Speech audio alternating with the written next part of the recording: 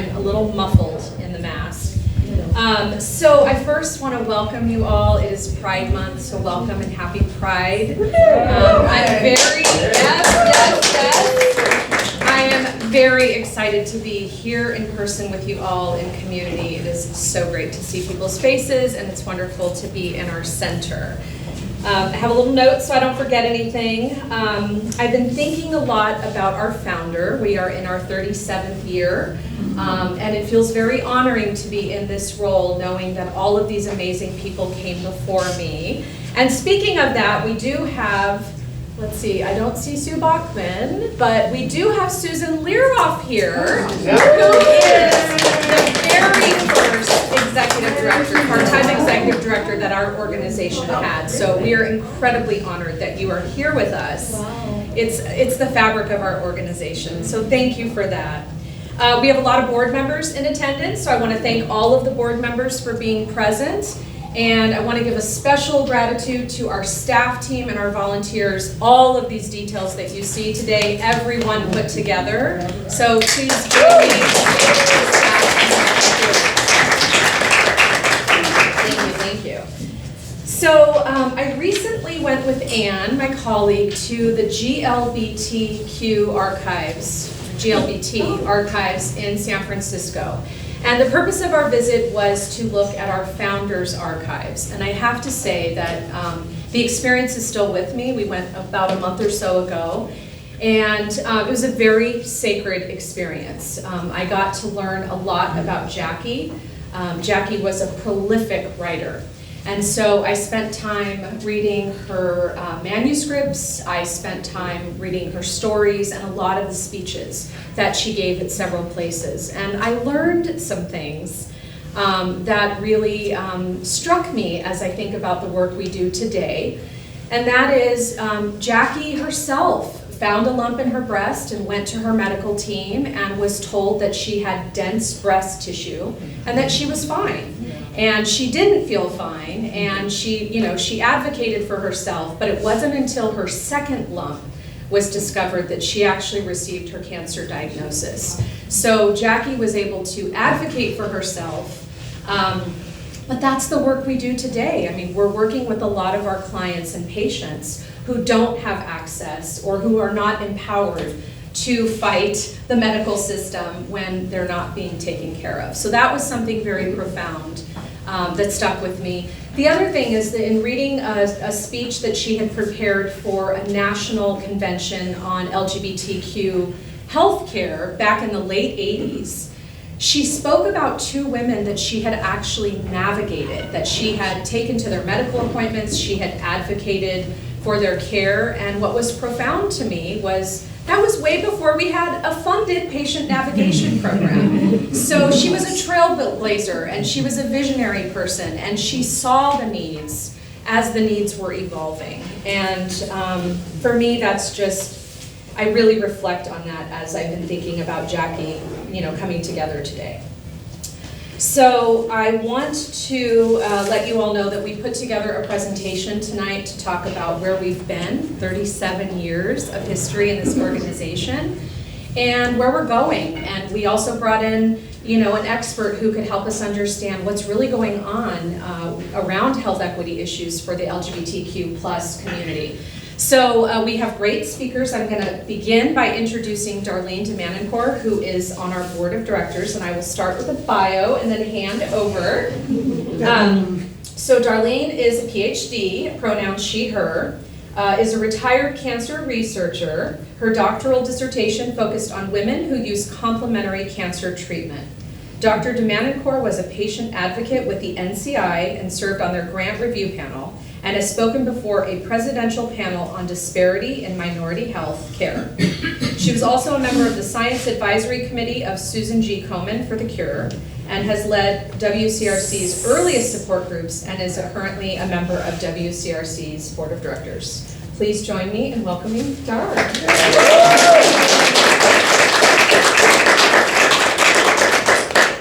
I'm also going to take my mask off so you can hear me. Actually, speaking to the foundation of the center, Susan Learoff could probably do a better job than I do, but I was one of the early support group leaders of the first lesbian group. And one of the things I was frequently asked when I served on panels and things around the country was, why do lesbians need a separate group? Well, I was a perfect example because I didn't go to the doctor. I never had exams because they always ask you questions like, what are you using for birth control? And, you know, you should be doing this and that. And it was just, I didn't want to be bothered. So eventually I thought I better go have a pap smear, and I was diagnosed with ovarian cancer. I'd been doing a lot of research with cancer, and I thought, and that's exactly what I thought. My brain went dead. I mean, when I heard those words, you have ovarian cancer, my brain went dead. I left the doctor's office, I went down to the local bar, I ordered a double scotch and a pack of cigarettes. I had quit smoking years before. And I sat there and I thought, now what? So eventually the brain started functioning again, and I got to know people that I worked with who helped me out, and I was very lucky. They got special scans for me. I was working at San Francisco General then, and they had a new scanner, so I had a midnight scan, and it turned out I didn't have ovarian cancer. I had uterine cancer. Very different. Good thing I left the scotch and the cigarettes behind. So it was because of that experience, and also the experience I had in the hospital. The woman who was next to me when I was having my surgery was a young girl of about 26 years old who was just newly married and thought after her hysterectomy she'd still be able to have children. And I thought, wow. So when I was introduced to the center, my partner actually introduced me to the center, and I thought, I can do some help here. I can run a support group and help people understand their treatment options, which they weren't given frequently, and help them by going to the doctor's office with them or going to the nurse practitioner and helping them understand things. So we started that early support group for lesbians with cancer. We then found out that there were a lot of other issues that were happening. Several of the women were in low-paying jobs, and they didn't have job security. So when they were diagnosed, they lost their jobs, and they lost their health insurance. The center then started a program so we could help them navigate through all this California healthcare specialty. Second thing was, frequently their partners left them, or their partners didn't understand, or it just got to be too much. So we started a support group for partners of lesbians with cancer. And if you didn't get a lot of questions about why you have support groups for lesbians with cancer. So then the third thing came up, and that was, what do you do now with all this? What it means, you know, you're facing maybe in a lot of cases facing the end of your life, or at least learning that it's possible. So then we had support groups for that. Then also, because I was involved in complementary medicine, and I used complementary treatments for my recovery from my surgery, and a lot of women were doing it, we started a support group for women who were using complementary treatments. So the center started growing.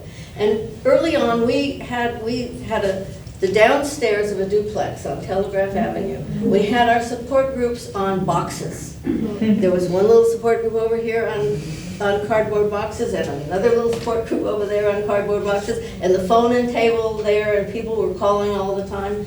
So this is how we grew. And we grew then to understand that there were disparities in healthcare and treatment, not only for lesbians who were frequently not going to the doctor, but for women who did go to the doctor, because we weren't given alternatives. We weren't given possibilities. We weren't given a chance to decide what kind of treatment we wanted. We didn't even know we had a choice in the kinds of treatment we wanted. So that's how the center grew. And then we started realizing that for those of us who are educated and well-placed in life, there were those people who didn't speak English. So we started a Spanish-speaking group. And it's being led by peers. So they go to the doctors with the patients, and that's helped enormously. Well, then the other thing was, I was eventually asked to, we were one of 3 support groups for lesbians in the country. So I was asked to speak at the President's panel on disparities in healthcare for minorities. And interestingly enough, the chap who introduced the panel introduced the African American woman and gave a long talk about African American families and things.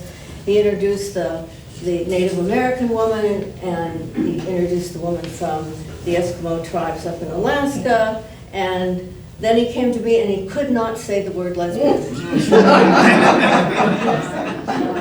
I was, and the other minority. I thought, okay. So this was a place where lesbians, their partners, felt really comfortable coming. The big thing that came up in those days, because we didn't have any legal protection under the law, was frequently when somebody was in the hospital, and this happened I can't tell you how many times, biological families came to help out. And I remember one case that still brings tears to my eyes when I think about it. The biological family came and started moving furniture out of the house, and they weren't going to let the woman who was ill come back to that house when she got recovery. They were going to move her back toward, I don't know, Wisconsin or somewhere. So the center helped out there. We helped sometimes navigate that. Not often were we very successful, but we did help people understand that these partnerships were important, and these people did have a home and a place and somebody who cared about them here just as much as they did. So that's generally how the center grew. And it's grown now into, we have support groups, we have classes here, we have all the things that I learned about when I did my dissertation on women who use complementary therapies that help, de-stressing, herbal treatments. We have all of that here at the center now. We have classes and all of that. So the center has grown enormously. And as was said, Jackie was a prolific writer, but she also was a woman with an amazing mind for the future. So she thought about having a lot of these support groups. And we didn't know that we'd grow into this wonderful space, but I'm grateful that we did, and I'm grateful that we're now serving a huge population, and I'm grateful that we still are here for the GLBT community, and hope to see that grow as well. Thank you.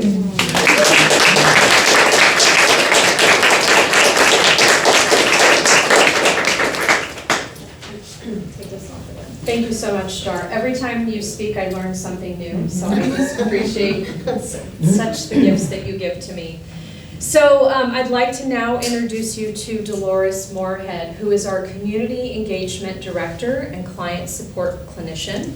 Dolores has served on our staff and has been a board member at some point too, has been involved with the organization, well, has served in staff capacity for 21 years, so has been involved with us for even longer. And so I want to read her bio, and then I want to hand this over to her. She's got some great stuff to share. So Dolores is an advocate, counselor, and patient navigator, eliminating systemic barriers so that everyone with cancer can receive quality care. She has more than 34 years of experience in cancer services and is now a community scientist and a member of a research team affiliated with, is it It's not science, TCI. TCI in New York. I don't want to say that wrong. Dolores serves on the community advisory boards of the Stanford School of Medicine, Black Ladies Advocating for Cancer Care at the Stanford Office of Community Engagement, and Alameda Health Systems, as well as on the Executive Leadership Committee of the Wisdom Study. Dolores.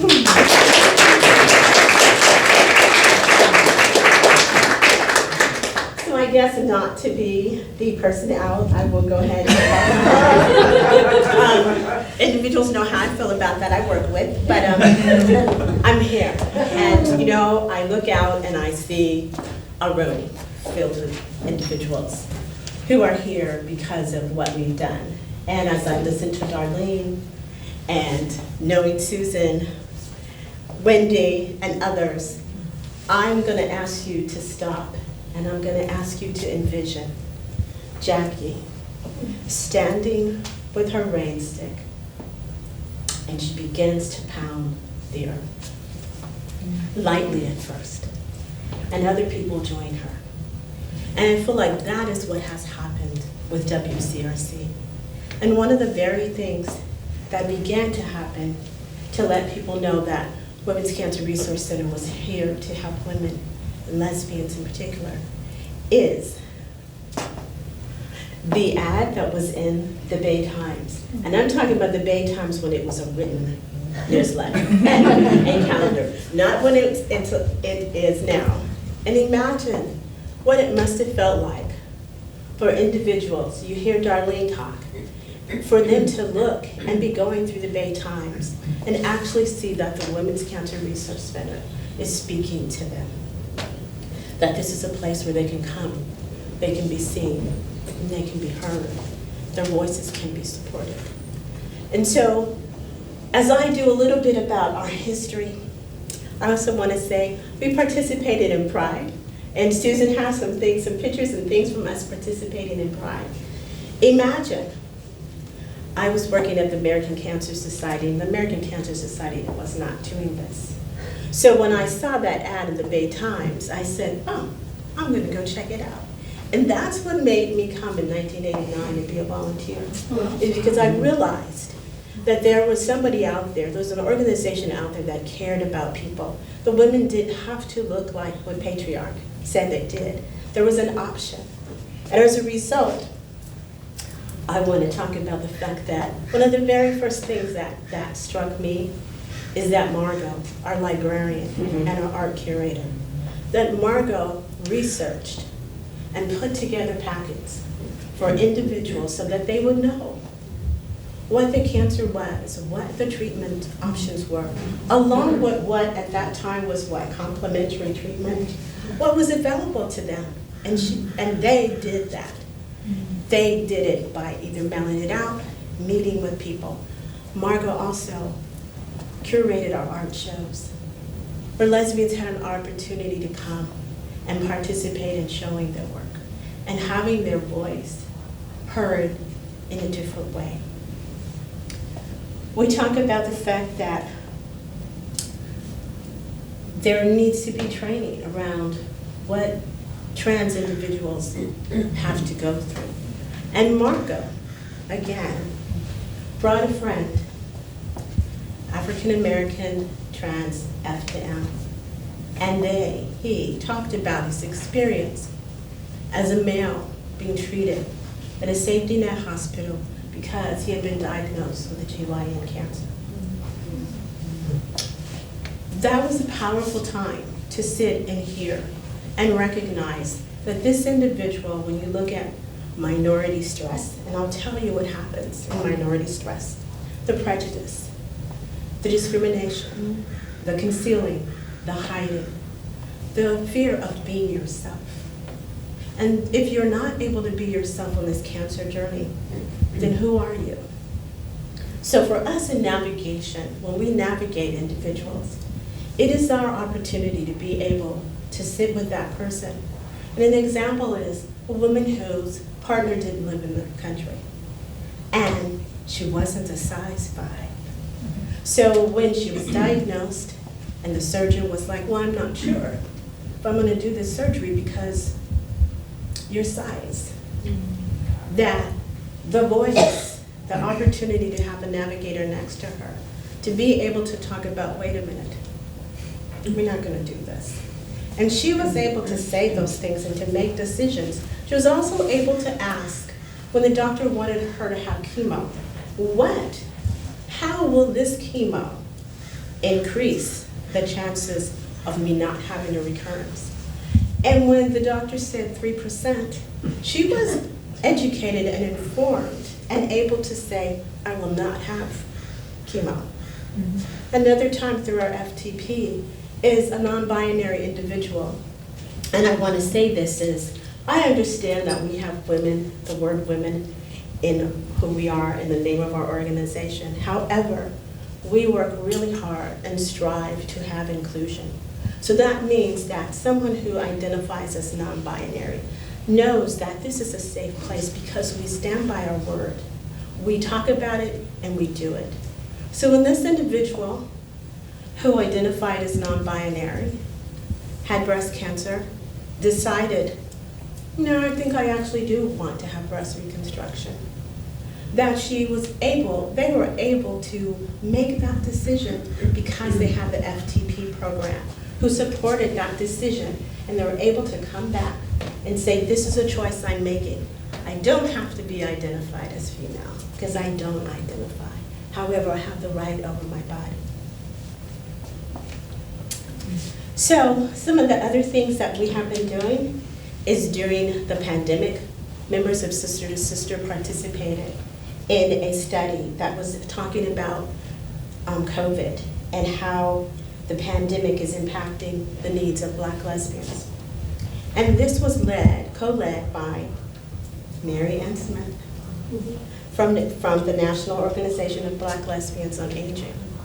This provided an opportunity for the people who were there to hear, not just from aging Black lesbians, but those dealing with cancer and their loved ones and caregivers.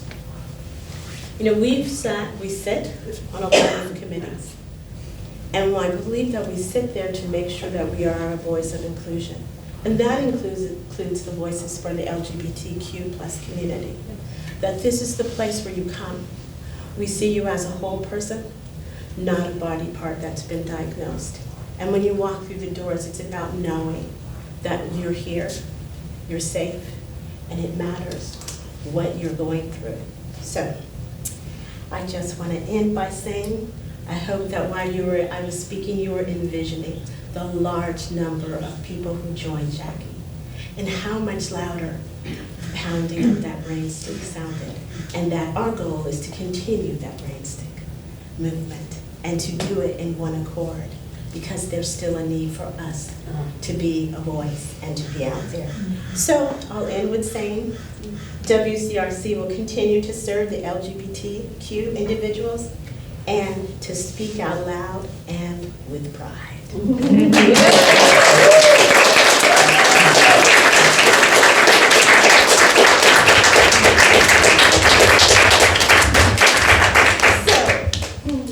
It's my honor and pleasure to introduce Dr. Mitch Lunn. He, him, his pronouns. So Dr. Lunn is an associate professor of medicine, nephrology, and epidemiology and population health at Stanford University School of Medicine.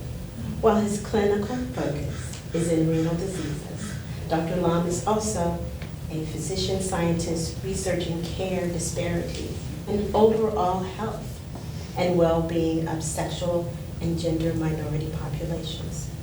He is currently co-director of the PRIDE study, PRIDEstudy.org, a national online general health study of over 24,000 LGBTQIA plus adults.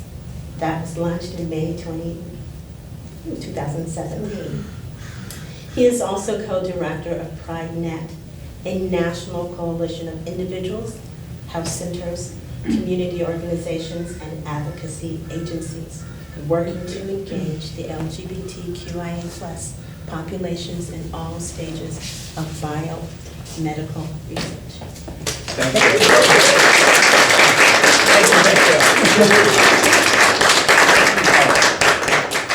Quick technology change. Okay, perfect.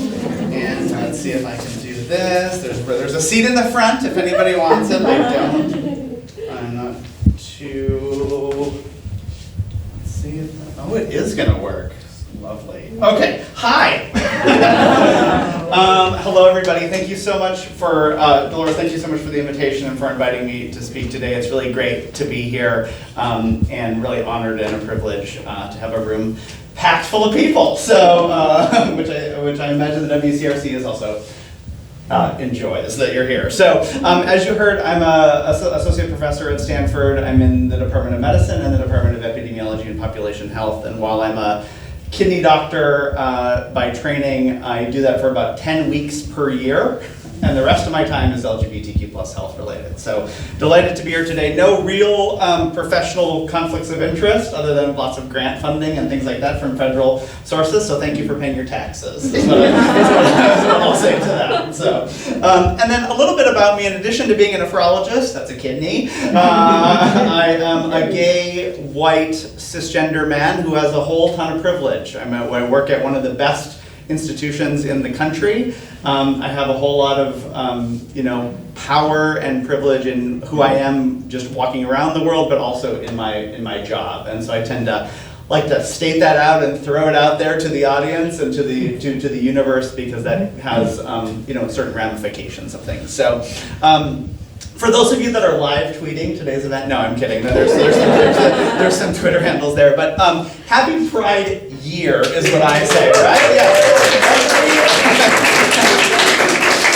Every single day is Pride Day for me, right? And so I always get a little bit testy around June, because around this time is when May 29th is when I get a whole bunch of requests for presentations, because they forget, people are like, we forget that you exist. I almost said no to this, and then I talked to Dolores on the phone, and Lisa Goldman Rosas was our connector from Stanford, and I was like, oh, I have to do this one. This is a very important one. So I'm very delighted to be here, and wonderful to hear the history and learn more about this organization. So I think the other thing that I like to pause on this slide to talk about is, obviously we've made a ton of progress in society, and WCRC has made a ton of progress in LGBTQ plus health over its past 37 years, and society has made progress as well. We also have a really, really long way to go. I think you all are aware that there's anywhere, depending on how you count, 450 to 600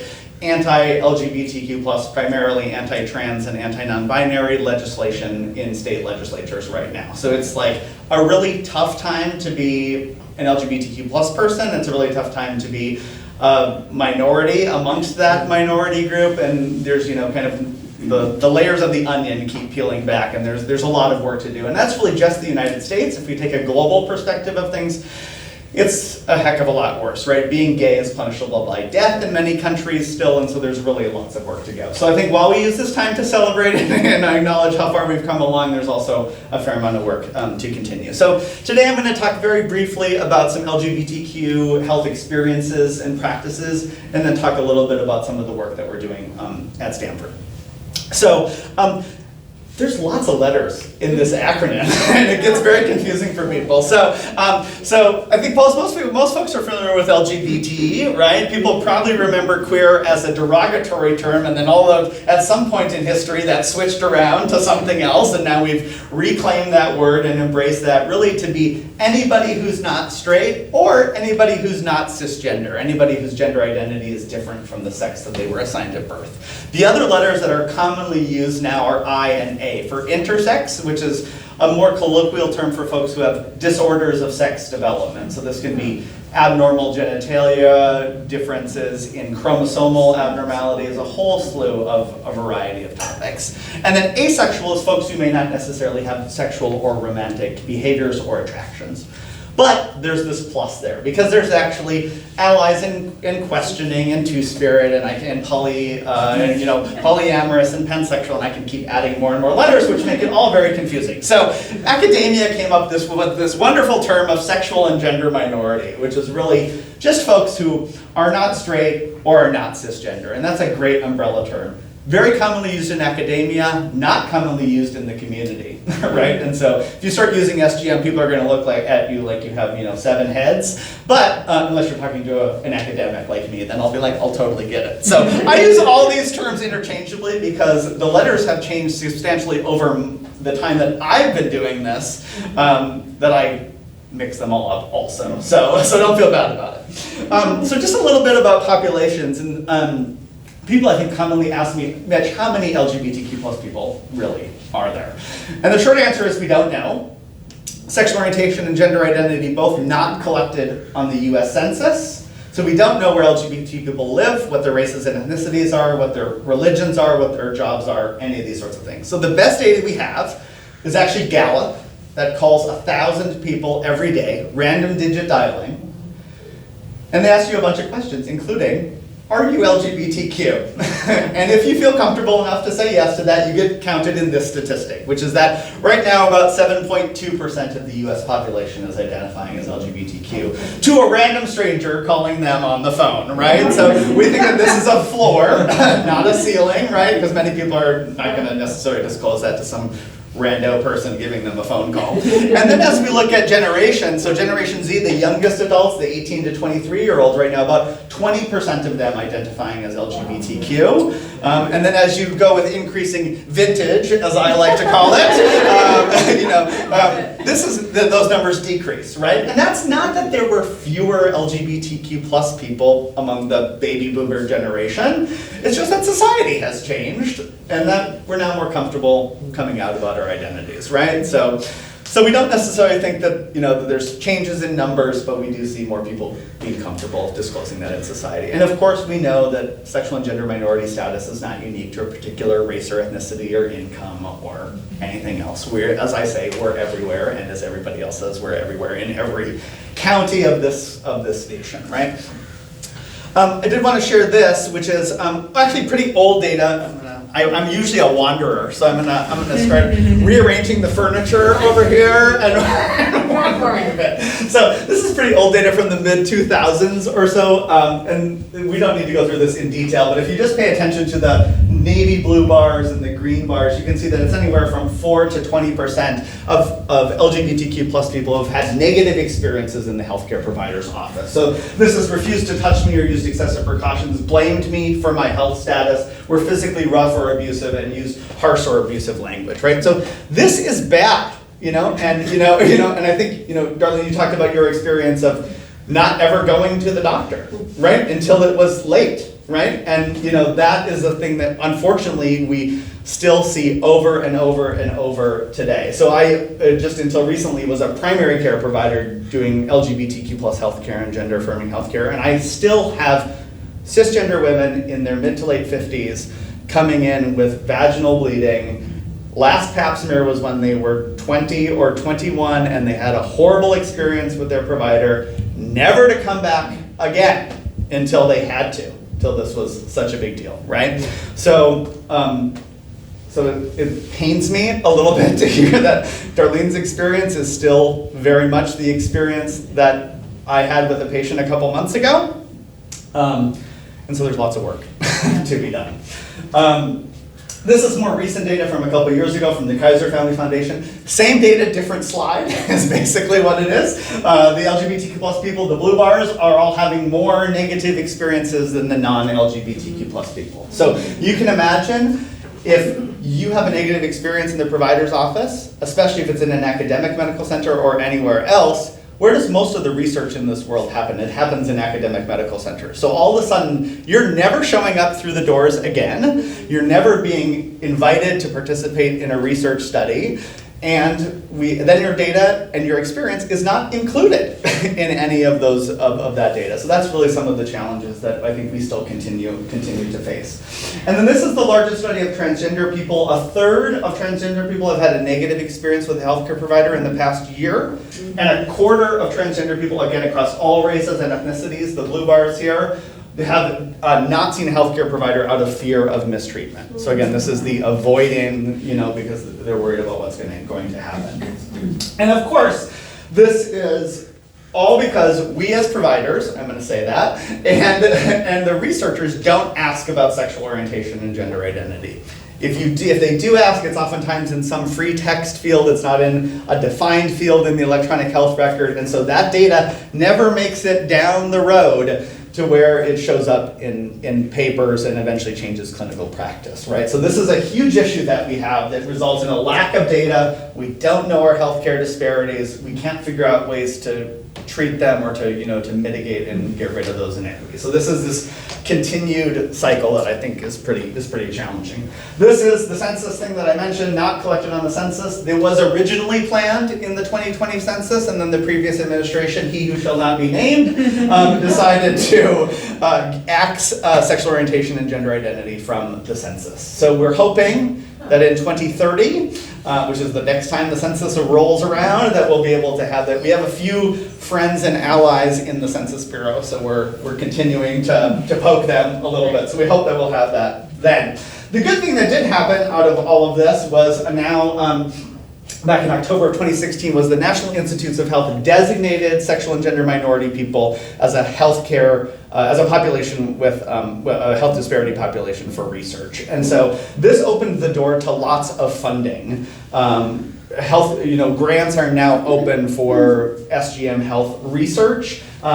Previously, that was almost exclusively HIV/AIDS related work, and so now it's moved into a whole other set. So.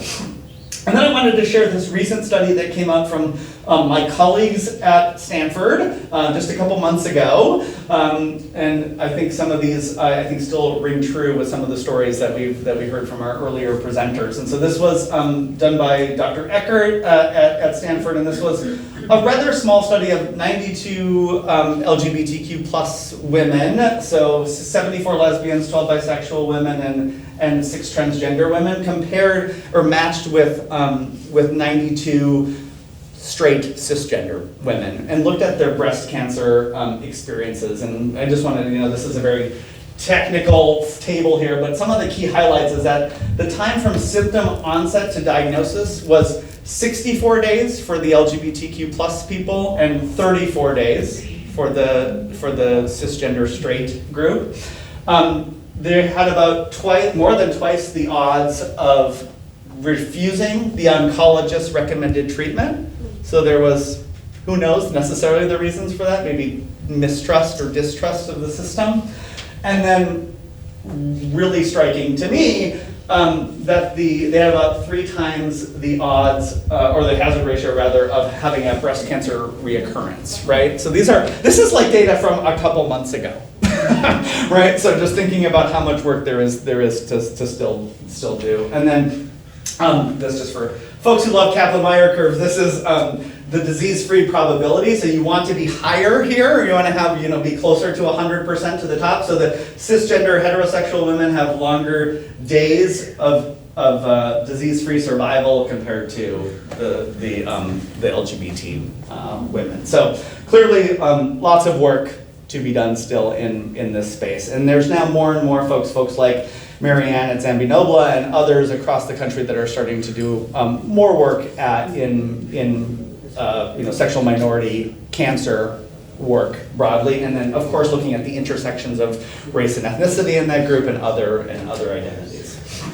So I want to tell you a little bit about the PRIDE study, and the PRIDE study was founded by me and my colleague Dr. Juno Obadin-Maliver, who's an obstetrician and gynecologist, and we drank the community engagement Kool-Aid early in our careers about the importance of actually getting perspectives from the community.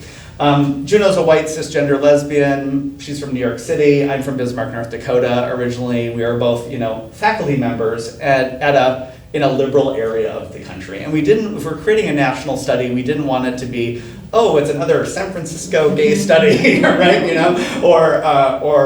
Oh, this is just an ivory tower academia type study. And so we started the process by actually interviewing and talking with a lot of community members. And I'd like to show you a couple-minute video that we made. This video is actually several years old, and like the theme of the day, a lot of those themes haven't changed much over the years. So this video may be a little bit choppy, but hopefully the audio will be fine in this system here. Are we good with the sound? Okay. I'm a Russian-speaking, gay, Catholic, Chinese, Mexican, Latina, white male, biracial, bisexual, trans woman, lesbian. Colombian American. I kept trying to come out to my parents, but they really don't understand. I mean, I like being a lesbian. I don't wish I was straight at all. I think that this makes me special. And especially in this time and age, being gay is seen as an asset. The person who really is most accepting of my transgender identity is my mom. She came at me with a knife and screaming that she would rather see me dead than living the life that I was living. I knew that there were aspects of who I was and how I was in the world that were not welcomed in the medical world. When I visit a new doctor, It's always a challenge. I had colon cancer about 10 years ago. One of the first things I feel like I have to do is kind of dispense with this notion that I'm straight. So what are you using for birth control? And I said, nothing. You don't want to go into a clinic and then end up having to educate your own doctor. And she just stopped and she looked at me like I'm an idiot. That's what they're there for. They should already know. Going to the doctor should be a safe place. I try to avoid situations where I feel like I'm going to be stigmatized or discriminated against, but I know that that is something that I can't always control. Our community has gone through an enormous number of hard things over many, many years. Thing after thing hits us, and we always come back. I mean, really, the community provides, in many ways, everything. We really need to join together as the diverse and dynamic communities that we are and help to transform the health system together. I always feel that if my struggle can help someone else not have to go through the same thing I went through, then it hasn't all been in vain.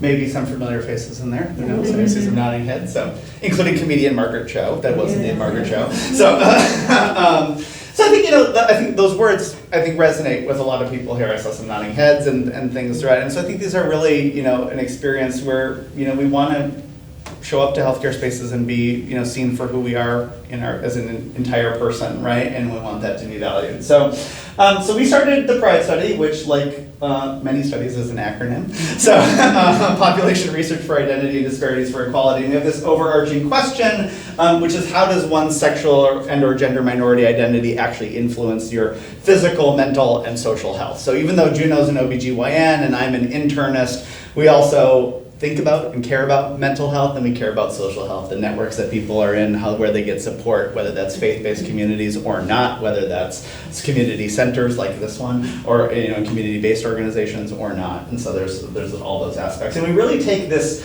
engagement philosophy to heart. So I usually start up here, which is participants know best. Again, it is not the researcher, not the professor who thinks that they know what's going on in people's lives or what's important or what's not. And so we really view participants as our true north. We have a community advisory committee that meets with us every month for 2 hours that we pay, for their time and their expertise, and they're from across the country. About 95% of our team are members of the LGBTQ+ community, so we have this duty and responsibility to give back to the community that we think is really important. We try to engage community members from beginning to end, so that's from research question generation to how we're going to conduct the study, to what the questions are in the study, to how that data is analyzed and interpreted, and most importantly, how that data gets back to community members. So, nobody is helped by a scientific paper that lives and dies in a medical journal. And that's where it ends, right? And so we have to think about the ways to bring that, forward. And then we talked a little bit about how LGBTQ+ people have negative experiences in brick and mortar places like hospitals and academic medical centers where research happens. And so we were like, let's just get rid of that whole process completely, right? And so thinking about ways to be easily accessible. So you're not looking for childcare, you're not looking for transportation, you're not looking to take time off of work in order to participate. And we want it to be easy to participate, right? So we created this. This is a longitudinal study, so we want people to join and we want to follow you for years to decades. We're across the country and we are online only. You never have to show up anywhere except for on your phone or your computer or your tablet. We are, to be included, you have to be a sexual or gender minority, which is there's no quiz, there's no blood test. So for that, you have to be an adult because kids are complicated from a many area. Live in the United States or its territories, and right now we're only in English. We would like to move to other languages, Spanish being first, but that also is complicated because many of the sexual orientation and gender identity terms are different, if they're in Mexican Spanish versus Puerto Rican Spanish versus Cuban Spanish are actually all very different terms. So we're working on that process and the ways to do that effectively. And then we have an organization called PRIDEnet. I don't really need to talk to this group about community engagement, but really this is making sure we're moving away from transactional, do this survey for me, to transformational. Let's partner together and work together to create something that's actually better. And so that we really have a large set of kind of infrastructure that we built. This, in a picture form, is kind of the traditional way. Researchers over here, research subjects on the community side, right? The stakeholders and the agents of change all live in academia, right? This is the traditional way. What we really want, stakeholders on both sides, agents of change on both sides, researchers in the academy, and research collaborators in the community, right? And so this is what we try to do in almost everything that we do in various ways. And so that this is not just Stanford telling the country what to do best, but really this is this is a partnership. So we launched in 2017 with what we call phase 2 of the study. We did about a 2-year-long pilot, which I'm not going to talk about. This is available on any device, your phone, your tablet, your computer. We have a very rather long hour to hour and 15-minute annual questionnaire. You don't have to do it all in one sitting. You can do it multiple times. And then we have ancillary studies, which are in-depth studies on a particular topic. And we've recruited about just over 28,000 people now. So this is just an example of the annual questionnaire, again, divided into these 3 domains: physical, mental, and social health. And some example topics in each of them, including cancer screening and cancer diagnoses that people may have in their experiences. We try to use appropriate logic or appropriate language. Many surveys and things were based with things like, tell me about your husband or wife, and assuming that people are in some sort of, some heterosexual relationship. And instead, we do some modifications where we need to. And we use a lot of branching logic. We ask you a couple questions at the beginning, and you're getting a more tailored, customized experience throughout the rest of the survey, so you're not getting questions that are necessarily inappropriate to you. This is what the platform looks like. It lives in Google Cloud. It's HIPAA compliant. Stanford has blessed it left, right, and sideways. And really, some activities that people can do. You can access surveys this way, and then you get a set of real-time statistics about how your identities are either the same or different from other people in the study. We're actually in the process in the next couple of months of revamping the entire platform. We're scrapping it. This was built in 2016, which is like the ice age of the internet, right? And so we've learned a lot of things, and so we're going to be kind of scrapping this, making it better, adding additional data types. Right now it's basically just participant-reported survey information. We'll be allowing you to bring in your electronic health records if you have that. We'll allow you to upload any genomic data that you may have done. If you've done 23andMe or Ancestry.com, that has a lot of actual health information that they may or may not tell you. So that information can be brought in. We'll allow people to hook their Apple Watches, which I see across the room, so that you can share with us how many good steps you're getting in the course of a day, or Fitbit or Google Fit. And so there'll be a variety of data types that we think will allow us to do different types of research. I'm going to skip most of this, but we look at people, we give them text messages and email reminders and various ways to do this. We have these cute active encouragement things like a flying rainbow unicorn. This is an actual figure in an academic paper, and I'm proud to say that I think we're the only flying rainbow unicorn in an academic journal. So that was a key thing that we slipped in there. And then for folks who are either academic or community researchers, we actually have a way for folks to partner with us. We have more data collected than we will ever be able to analyze. So if you have, we just started our 7th year of longitudinal data collection a couple weeks ago. And so if you have a particular research question, or if your friends or colleagues do, talk with us about it, because there might be a way that we can just get you that data and we can write a paper together about that, and then of course disseminate that in appropriate ways. Alternatively, if we don't have data about what you're doing, we partner with researchers and community members to create a new survey that is in-depth about that particular topic. So that can be 10, 15 minutes in length. And this is just an example of some of the ancillary studies that we've done. UV exposure and skin cancer. Kenning beds are very common among gay men. It is a WHO class 1 carcinogen. It does nothing but cause cancer, is basically what tanning beds do. We've done some work on breast and chest health, on human papillomavirus vaccination for cervical cancer prevention, and then we have ongoing studies right now on differences in cancer screening experiences by different sexual orientation and gender identity groups.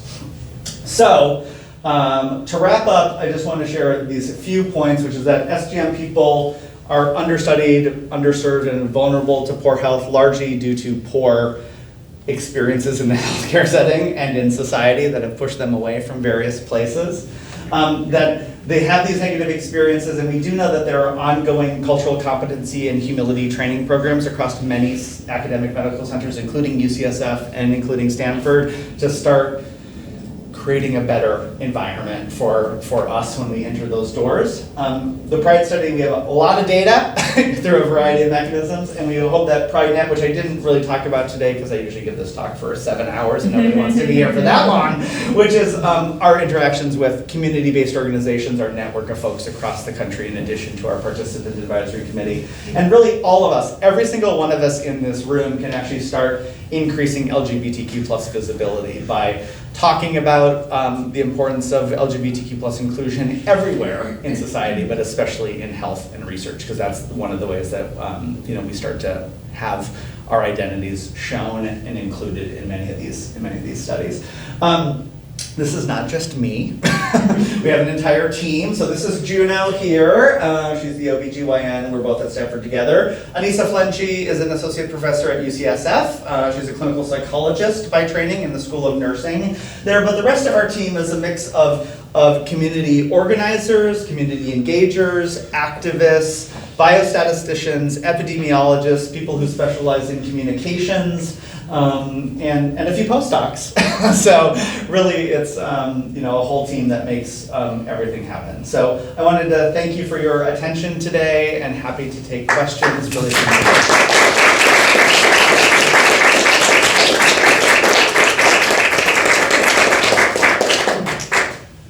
happy to take questions if there are any, and if there's time. There may be questions, right? And I'm happy to also stick around after if people want to ask individually as well.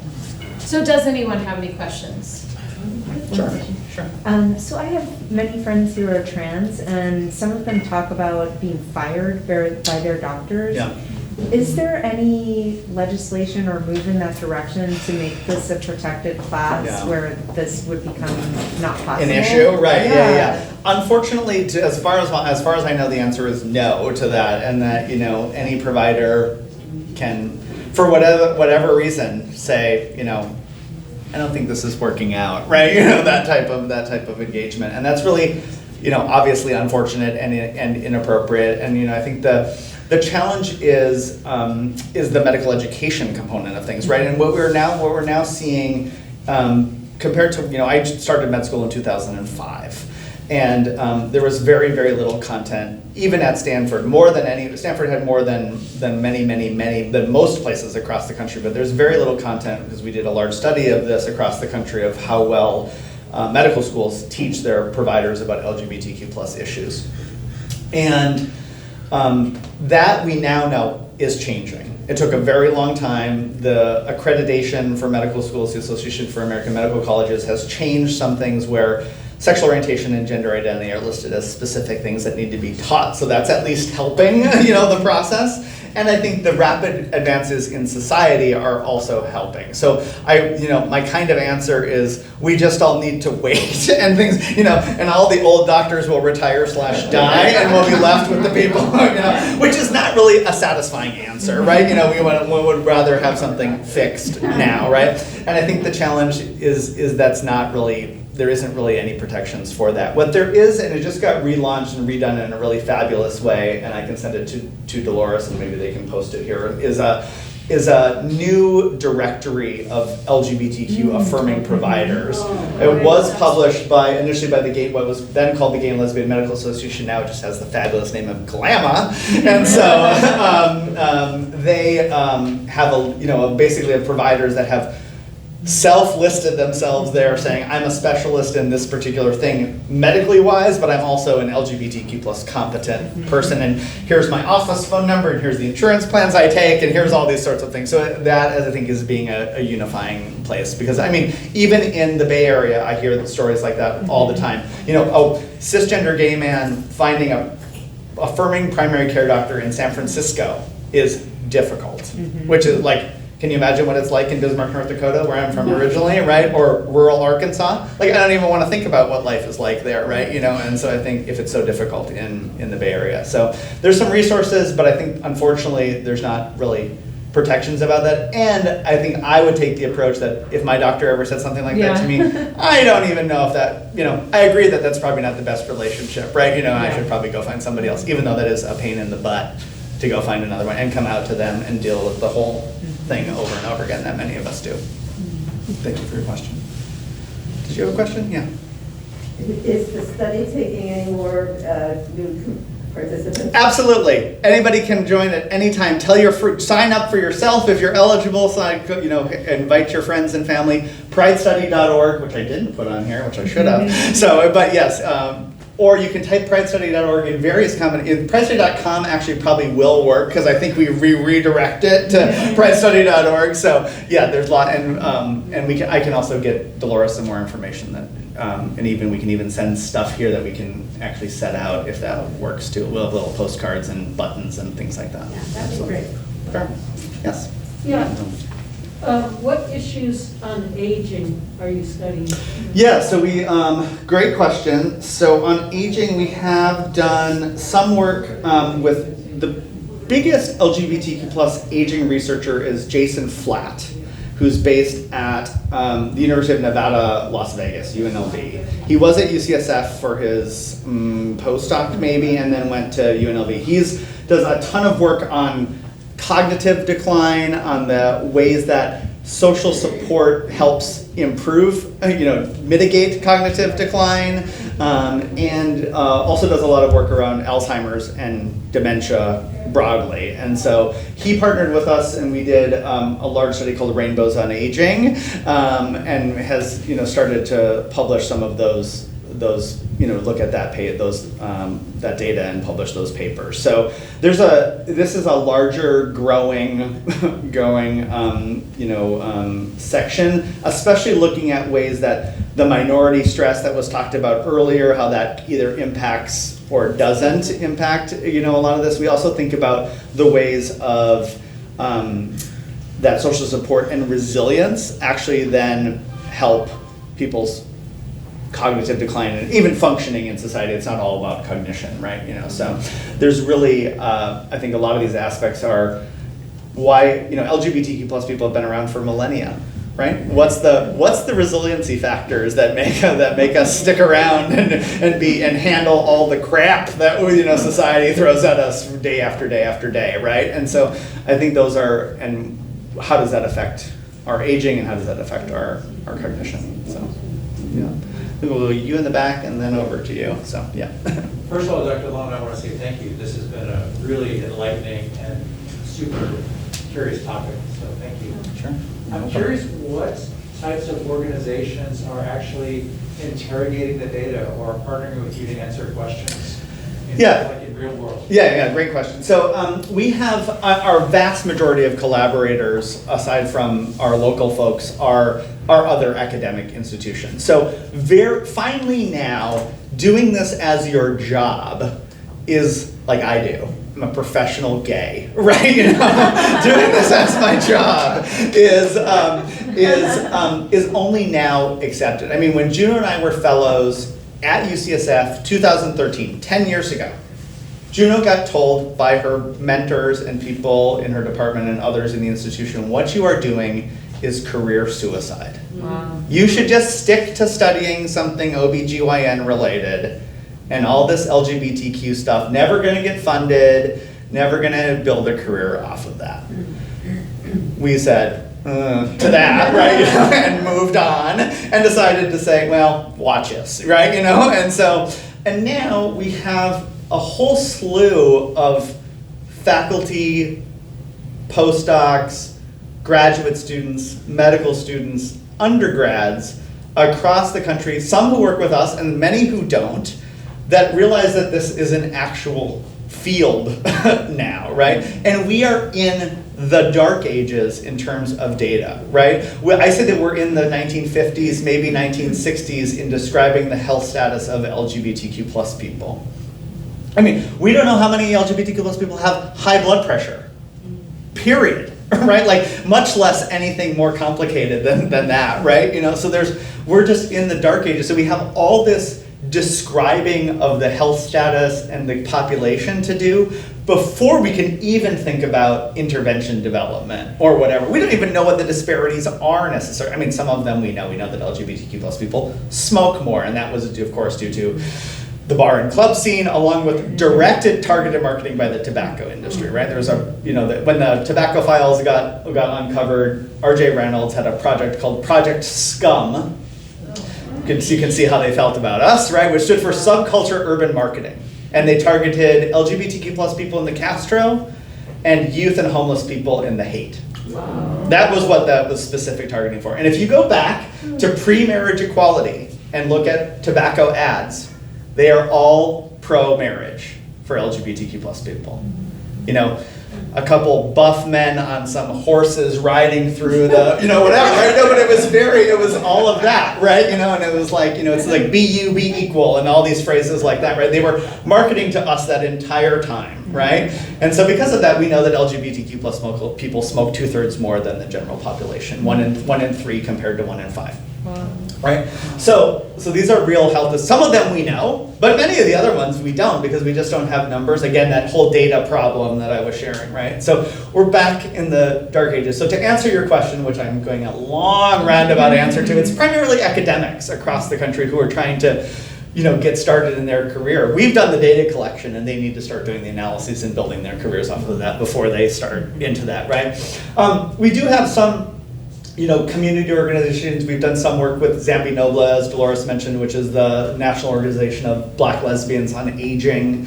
And then we have a set of community partners across the country, about 32 organizations that are nonprofits, that are community-based organizations, community centers, or health-serving organizations. So these can be things like Fenway Health in Boston, if you've heard of that, or Calvin Lord in New York City, or Whitman Walker in Washington, D.C., or the Human Rights Campaign, the famous yellow equal sign bumper sticker. So big organizations like that to a transgender equality group in Arkansas. 3 people who answer the phones, plunge the toilets, write the grants, do the programming, right? So it's really size and scope all vary. But we really have these collaborations with a variety of groups. Most of the actual research analyses are done with academic folks, but there are some more maybe advanced or more interested community-based organizations that we start to talk with as well. Thank you. Sure. You have a question over here? Who's funding the main study? Sure. The ancillary studies? Mm-hmm. You've been at it for 7 years. Correct. So my third question, how sustainable is Sure, yeah, all great questions. How does that all work? Sure, so we originally had funding from PCORI, which is the Patient-Centered Outcomes Research Institute. This was a wonderful spin-off of the Affordable Care Act. Can we pause a moment for Obama? Okay, so the Affordable Care Act really created the Patient-Centered Outcomes Research Trust. So every healthcare company, if you have health insurance, they have to pay, I forget what it is, $1.50 for every person that they insure. Every year has to go into this trust that the Patient-Centered Outcomes Research Institute administers. And so they get this money from the Treasury, and they have so it's a non-federal, non-governmental, independent group. So we started with $2.2 million or something from them back in 2015. Over this time, we've gotten a variety of National Institutes of Health grants, so that's our primary source of funding now. We do have a lot of people. You saw those people on that last, right? We have a personnel budget of a little over $2 million a year. So Juno and I are grant writing professionally, right? That's our job. So and then we also had a fair amount of institutional support from UCSF when we were there, and now a fair amount of institutional support from Stanford as well. So we, as I look to the future, we are effectively fully funded for sure through 2026, 27, and then, that's about as far in the future as I can look at given time. But if history tells us about our trajectory, we've just been more and more successful about getting grants and more money, largely because we've been successful at the research. So we've published about 40 or 41 papers since May of 2019. So, we're doing 10 to 12 papers a year, and that's actually escalating. We have something like 30 in the works at this current moment. Because we have a group of trainees that meet. We have a Pride lab that meets with us every week. And these are undergrads all the way through early career faculty, not at either of them necessarily at our institutions across the country, that meet with us. They get a project, they get a mentor, and they learn how to do this. So we're trying to build the next generation of LGBTQ plus health researchers also, which is something, because I'm not going to be around forever. So. Thank you. Yeah, true. Yeah. We too, when we try to do research on the folks that we are serving so we can improve our services. Yeah. And in doing so, we find that we have a lot of missing data in terms of sexual orientation. Mm-hmm. And so I was wondering, just in terms of trying to build a real a database where you have full range of folks identified and contributing their information. Can you tell us a little bit of the strategies you use to get enough people and get their data? Are very hesitant for whatever reason. Right. Yeah, I think the biggest thing, and this is all relates to community engagement. It's all about trust, right? We've all been screwed in some way by some system at some point. Whether you're LGBT or not, you've been screwed by some system at some point. You can probably remember that, right? So, and so it's really, acknowledging that. And I think part of it is that we have this, team that is LGBTQ plus people, right? So this is a by us, for us, with us thing, rather than, we're doing this on you, right? So it's more of this partnership, collaborative model rather than a transactional model. So I think that's one thing. The other important thing is, we're an LGBTQ plus health study. And so asking sexual orientation, people are expecting to be asked sexual orientation and gender identity. In a place like this, they might not necessarily be ready for that question, right? And so part of that involves study on survey design about what we typically call interstitial text, or little other text, why are we asking this question, right? And providing just a couple sentences about why we're, probing into this. We do know from many, many studies now, the same thing happened when we were asking about race and ethnicity decades ago. Everybody was like, nobody's gonna answer these questions. And now I think all of us are incredibly surprised when we fill out a survey that doesn't ask us that. We're like, oh, did I miss a question on here? Is there a page that was missing, right? And so we're along that same path here, right, with sexual orientation and gender identity now. We do know very clearly from many studies, not done by us, but broadly and national, that people are as likely to answer sexual orientation or gender identity, or even more likely than answering the race and ethnicity questions. So if you tell them what it's going to be used for and that they're not going to be discriminated against, right?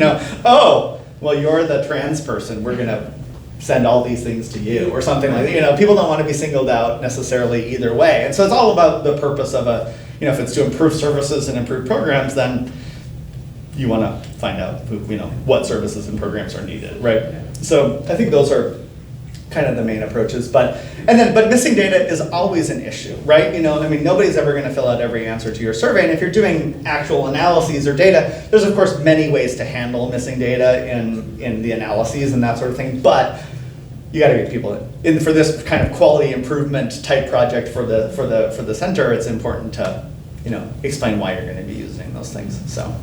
And happy to help with that also. So I do survey development for my job, right? My many jobs: grant writing, survey development, professional gay. So,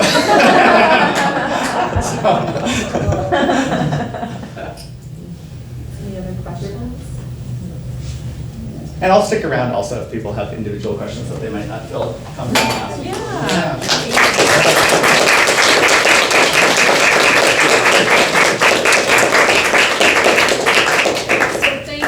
For being here. I'm really grateful to you for coming and speaking. Dolores and Dar, thank you also for sharing our history. Before I wrap up, there is food outside, there's beverages. We are launching our LGBTQ art exhibit on Friday, so you all have a sneak peek. If there's anything that you're really interested in, let us know, because we can connect you with the artist. But I want to close and say, you know, today is GiveOUT Day. It's a national day of online giving. We participate in this because we support and provide services for the LGBTQ plus community. We have a goal to raise $25,000 through this campaign, and so if you are here and you have given, thank you so much from the bottom of our hearts. If you would like to give, please feel welcome to do so. Anne and Christine can help you tonight. You can get on the website and give. All the donations through midnight will count. So thank you for that. And then I have some really important words that I didn't want to forget, so I wrote some notes here. And I'm going to get emotional, but here we go. So we're really grateful to Jackie for her visionary leadership, and she's with us all the time. Those of us who never even knew her, we are so honored to be carrying on her work. She just thought about so many things before, even before some of the needs in some ways. And we also know, and you actually just confirmed this for me, there is a ton of work left to do. We have so much work left to do. And I'm hopeful and I'm inspired by what you share because I hear progress in what you've shared, but I also know we have a long way to go. And so we can't do this work without any of you, without our supporters, the 37 years of people who have given. And it's because of you we do this work, but I also feel that when we support WCRC, we're honoring our ancestors and those who came before us. So thank you. It's so great to see you all, and yeah, enjoy the rest of the evening. Take care.